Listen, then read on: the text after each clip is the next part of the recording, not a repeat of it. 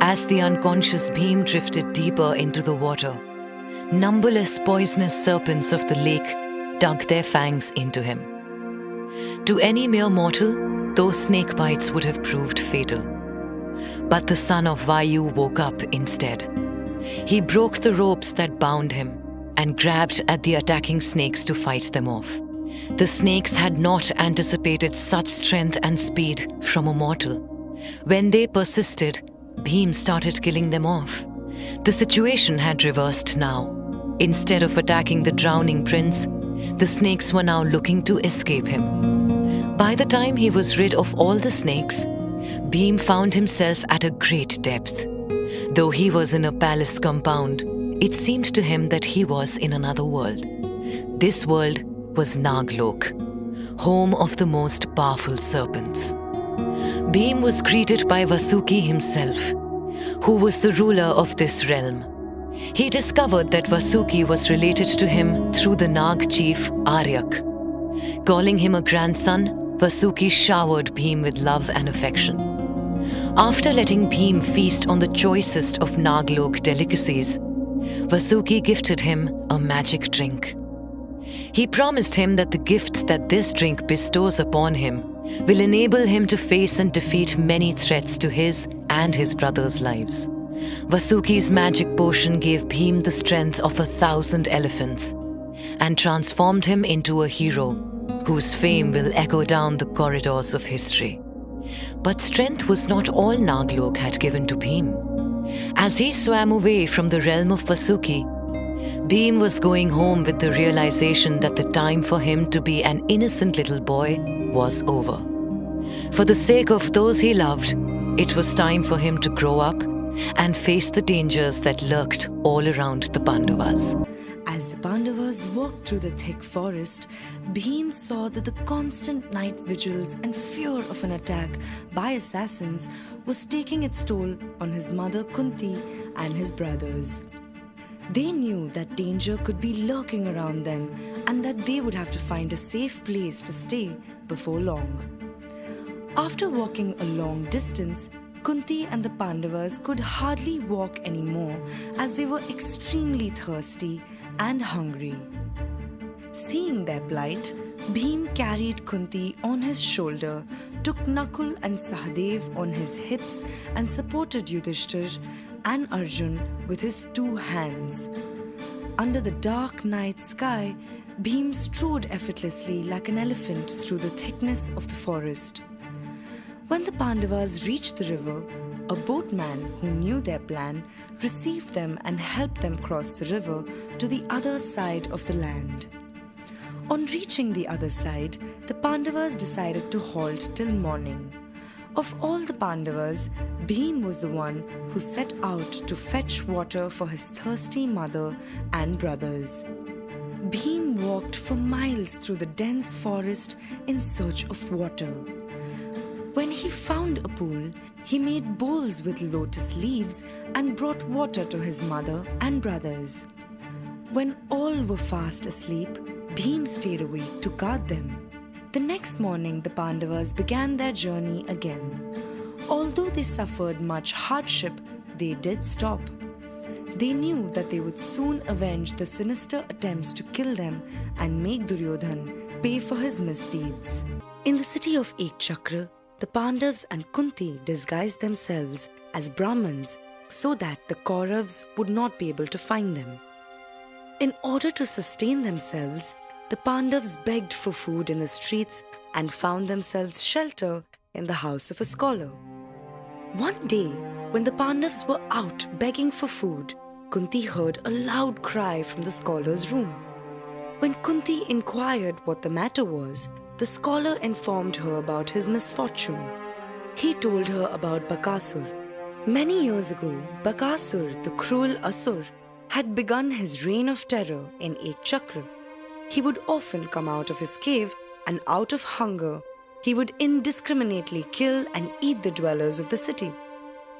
The dwellers tried reaching a settlement with the Asur by saying that once a week, one person from each house would deliver him large amounts of food in a bullock cart. Bakasur agreed to the proposal and from that day he had been eating the food, the bullocks, and even the person who delivered the food. The scholar told Kunti that this week it was his turn to deliver food. Since his death would leave his family unprotected, he had decided that all of them would go and lay down their lives together.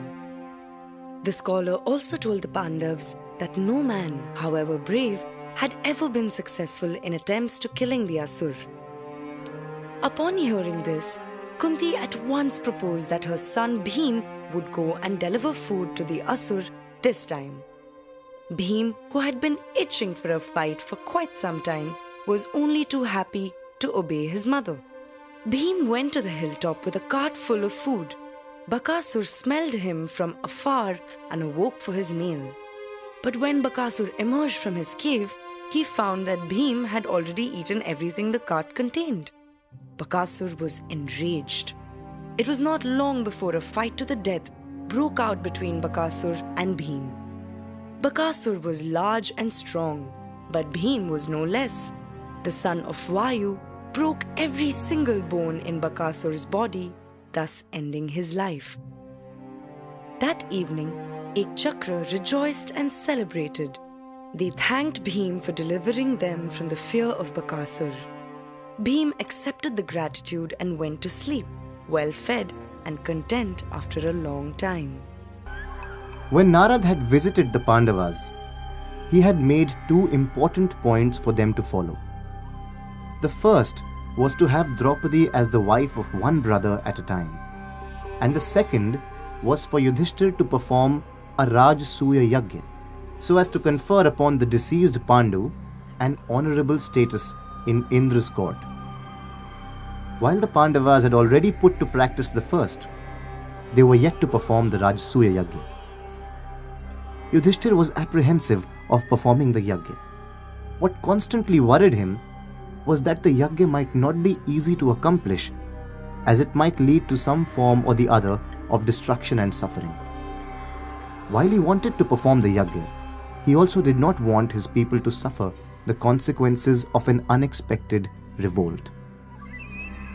Unable to make a decision, he invited Krishna from Dwarka to seek his advice. Krishna told Yudhishthir that he possessed all the qualities to become the emperor, and that he would have to secure the acceptance of being the emperor from all the other rulers. While listing down all the allies of the Pandavas, Krishna reminded Yudhishthir about Jarasandha, the emperor of Magad. He told him that the kingdom of Magad was very powerful and that Jarasandha would never agree to Yudhishthir's supremacy. Hence, he should be slain for the Yagya to be successful. Jarasandha had held captive a number of rulers. Krishna recalled the incident when he had to move the city of Mathura to Dwarka in order to protect it from falling into the hands of Jarasandha. Upon hearing this, Yudhishthir expressed his concern. If Krishna himself feared the power of Jarasandha, the Pandavas certainly would not be competent enough to defeat him. It was during this discussion that Bhim stepped in. He told Yudhishthir that the combined powers of Krishna, Arjun, and his own strength can bring Jarasandha down. Arjun and Krishna agreed, as they felt it was their duty to defeat Jarasandha and save all the kings who were held captive. Yudhishthir was convinced. Having sought Yudhishthir's consent, Krishna, Arjun, and Bhim set forth towards the kingdom of Magad, disguised as Brahmins. Although suspicious of their appearance, Jarasandha welcomed the Brahmins to his palace and asked them the purpose of their visit. Krishna then revealed their identities and challenged Jarasandha to fight. Jarasandha challenged Bhim, and both of them entered the arena for combat. They fought each other brutally with their bare arms. The fight that had started on the first day of Kartik lasted till the 13th day, when Bhim delivered one final blow to Jarasandha and tore him into two pieces. Before anyone could know, the two pieces magically joined together again, and Jarasandha came back to life. Bhim was shocked and confused. Sensing his confusion, Krishna tore a blade of grass into two parts and threw them in opposite directions. Bhim took the hint and once again slashed through Jarasandh and threw the body parts in opposite directions. This time, the two pieces could not come together again. The slaying of Jarasandh freed Magad, and Krishna released all the captive rulers who promised him their support and alliance. With this, Krishna, Arjun and Bhim returned victorious to Indraprastha. They were welcomed with great festivity. The yajna was performed and Yudhishthir was made the emperor. After spending a few days in Indraprastha, Krishna took leave of the Pandavas and left for Dwarka. Arjun was in his balcony when he suddenly heard the painful cries of a Brahmin. When Arjun asked him what the matter was, the Brahmin told him that a group of thieves had broken into his hut in broad daylight and stolen his cows. The coming of the Pandavas was a terrible blow to Duryodhan. While the 5 sons of Pandu were loved by everyone, Duryodhan found Bhim particularly annoying.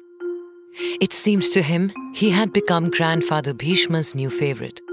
Duryodhan felt left out, and his isolation quickly took the form of hatred.